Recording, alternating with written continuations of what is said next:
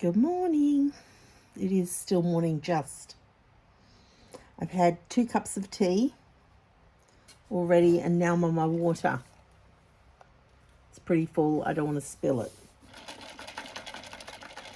That's the ice. All right. Yesterday was Monday, day 22. And I had a cup of tea with a splash of plant cream. How you doing? You doing okay? Say hi down below. Tell me what you're doing. All right. So yesterday was a delicious brisket day. Love that. At 10 o'clock in the morning, I had breakfast, brisket. Interesting, and I already knew this, but making a note of it. When I don't have coffee, I'm happy to eat. Like I get hungry. So I sliced up some brisket and some skirt steak, the 5-hour sous vide. And I cut up a tallow bite. Now I made tallow bites. There's already a video on the channel showing you how I did it. And I had a fried egg. So that's what I had for breakfast. A word about the tallow bites. I had bought some suet from the butcher. Now, suet it's not that cheap. But offcuts are, even if it's just fat.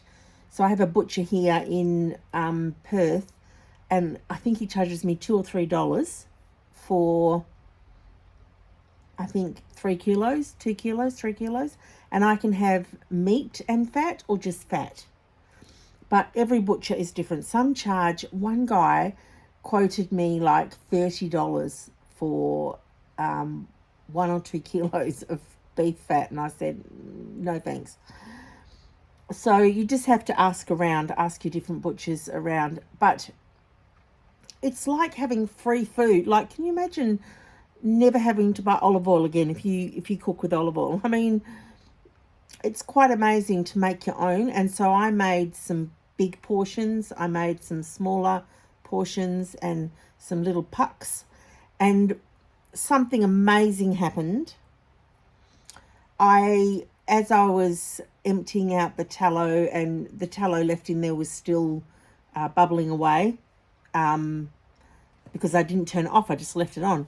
The last 4, 5, 6, 7 of the little round ones were very caramelized, and they tasted like browned butter. They were incredible. In fact, I've got them in the freezer for when I need like a fat bomb. But I put them in the puck sizes specifically just so they're easy to use, right? Because I did make 4 cups of tallow as well, which is a lot. And then the other super cubes are amazing. They've got a lid so you can protect everything you freeze. You can also cook in them, so you can make tiny little muffins, same shape. They're really cool. But because I also put brisket meat, like the trim off the brisket from Emma's brisket and my brisket, it had a little bit of a stock amount down the bottom. And I didn't try and drain it off. I just poured it into made it nice and easy. And so most of the little portions have got a tiny bit of stock in the bottom, which is lovely. If you're going to use them to cook with, which is what I did them for, you get a tiny bit of flavour, which adds umami and it's another layer of depth of flavour to your cooking. So that's always great. And there is a video where I show you what I put in it, how it turned out, how I portioned it up, and all the things. So yesterday morning, I had a brisket, a fried egg, some skirt steak, and I put a little bit of that tallow in. Very nice for breakfast. So I didn't eat again till 1:30. Okay, 10, 12, so it's 3.5 hours. at 12, I did boil a whole batch of eggs, which I will show you. And then at 1:30, I put some more brisket strips in the Ninja air fryer this time, rather than in my cast iron pan. And when it was done, I actually added the beef tallow cold. I didn't heat it up. Because I wanted to add the creaminess to it like I would add butter. And I loved it. It was great. I wasn't adding the caramelized one. I was adding the regular one. But I am going to do an experiment with 1 cup of the tallow. I am going to cook it more and see if I can get that caramelized tallow myself. That's amazing. For adding nothing, it even tasted sweeter than the others. It was incredible, really. But I want to do a recipe where I intentionally create it, and then I can show others how to do that. And then for dinner, I had the most amazing ribeye, or we call it scotch here in Australia, for dinner. For texture, I added some beef crack, very crunchy, salty, fatty. The ribeye was tender. Oh my gosh. What is it where it starts with an S? There's that muscle that sits above the ribeye. Oh, it was so good. My son bought that for me. He went away for the weekend down south and he went to a farmer's market and he comes home with a present. Mum, I bought you a present. Oh, this is my grown-up son. I said, oh, that's nice. So I'm wondering what could it be. He brings me a ribeye, a scotch fillet. I was over the moon. It's my favourite cut of meat. I do love the porterhouse as well. Comes I think you guys might call it a strip loin. I'm still trying to work out what the names mean that are equivalent around the world. And I had a boiled egg with it. So I love boiled eggs and they're great for me when I'm feeling like something but I don't want to cook a whole meal, to grab an egg out of the fridge. So I think I cooked 14 or 15 maybe. I'd have to count them. I normally leave them in the shell, pop them in a glass bowl in the fridge. That's what I normally do. And then I just peel it as I need it, because when I pressure cook them in the Instant Pot, and they're amazing. Like, they're so easy to peel. You just make sure you crack it on the base, the bottom, and the top, and around the sides. Give it a good crack all around, and then it just peels off. No pitting, no digging into the egg, nothing happens. It just peels off. Literally in 5 seconds, that shell is off. So other than that, it's so hard for me to peel a boiled egg. I don't enjoy it at all. But yesterday I thought I'm just going to peel 6. And I gave them a quick rinse, popped them in a fresh bag. And I just thought that's quick and easy when I just want to grab an egg and just have a quick snack. So I did that, or add it to my meal without having to shell it. All right, so as for check-ins, so that's what I ate yesterday. Let me just go to my check-in page.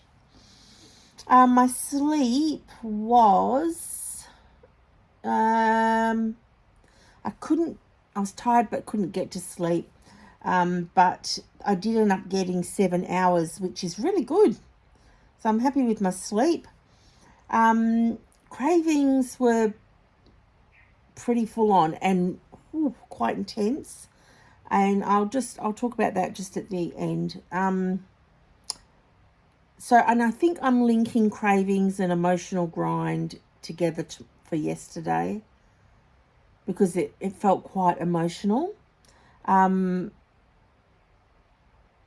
Toilet, heartburn, no tummy cramps.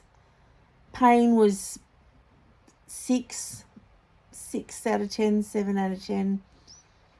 And yes, I did the equivalent of a short walk. But I just wanted to finish with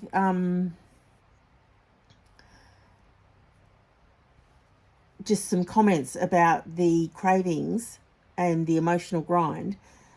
Like, I did really good yesterday. I did really good. I felt like these are the notes I made. I feel like my body is digging into a new old layer of my life and my fat. Like, I link the two together. I've said this in another vlog. I could be totally off base here, but this is just what it feels like to me. And I know this is going to sound quite strong, but I wrote down silent screams. Oof. Yee. That's actually what it was like yesterday. I just felt like these silent screams for just something, anything, something different. I wrote down here, looking for a way out. But here's the good news. I didn't take it. I didn't take a way out. I stayed the course, and I'm proud of me.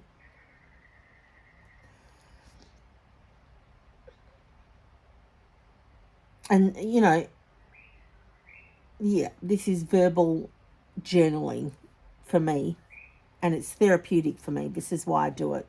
I love the detail of, and I love talking about the details, because you can fast forward whatever you like, right?